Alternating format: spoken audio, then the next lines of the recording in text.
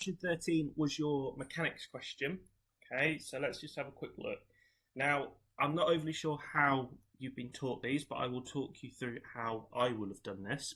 Okay, so whilst looking over the edge of a vertical cliff, 122.5 metres high, Jim dislodges a stone. The stone falls freely from rest towards the sea below. Now, the first thing I always want to do is to do a little bit of a sketch. Now, my drawings are horrendous, but it at least gives me an idea of what I'm looking at. So I've got a cliff 122.5 metres high, and I'm going to have a stone that falls straight down. Okay, so ignoring the effector to reach the sea, to reach the sea, to reach the sea, to reach the sea. So it's going to be Suvat. Okay, so the first thing I want to do is I want to write down Suvat and see what I've got. Well, time is what I'm trying to find, so I'm going to need something that's in relation to time. And I know my distance, and I know my distance fallen is going to be 122.5.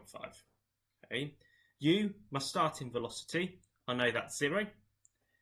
I don't know what V is, okay, and I haven't got to work V out, so we'll ignore that one. And my acceleration, because I've been pushed off a cliff, my acceleration is going to be gravity, so it's going to be 9.8. So I'm thinking of a Suvat formula that's got S, U, A, and T in it.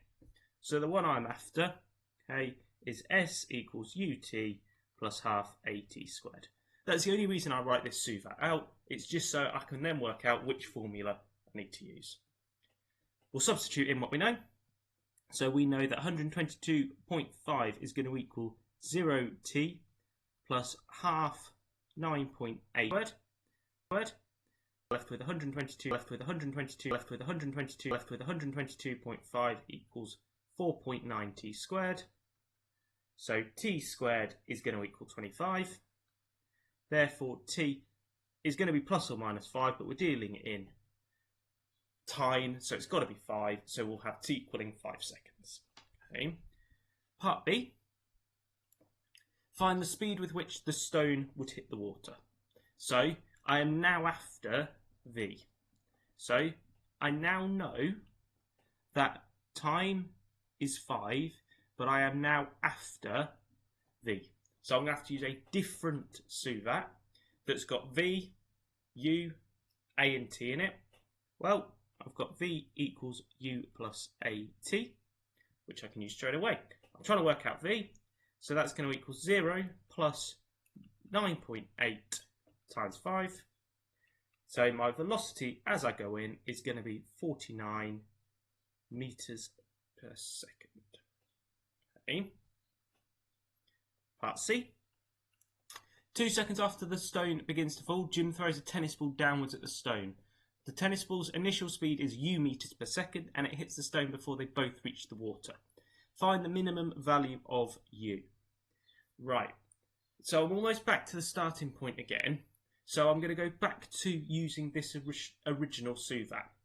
Okay, now I know the time and the distance that it needs to meet within. Okay, so I'm going to go back to S equals UT plus half AT squared. Okay, and I'm going to look at substituting in what I know.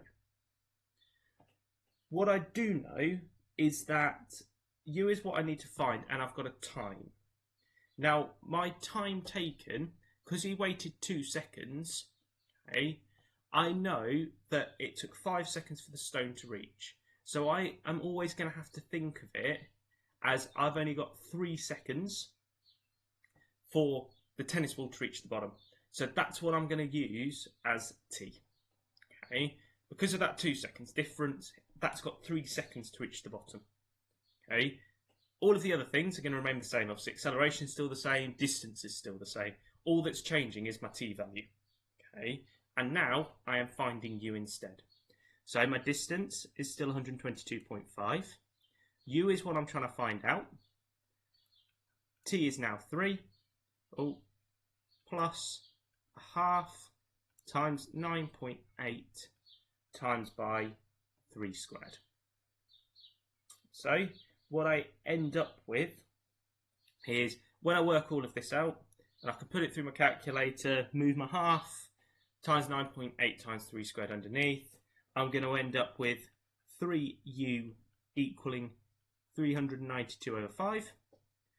So U is going to equal 26.1. So he has to throw it with an initial velocity of 26.1 meters per second. Okay. The big thing with that is realizing that your time, he's got 2 seconds less because he waited 2 seconds to throw it. So he's only got 3 seconds for the tennis ball to catch up with the stone. Finally, part D. If you had taken air resistance into account, what effect would this have on your value to part C? Well, because the tennis ball is bigger, okay, it's going to have greater air resistance, so he is going to have to have thrown it at a higher speed or higher initial velocity for it to catch up. Okay.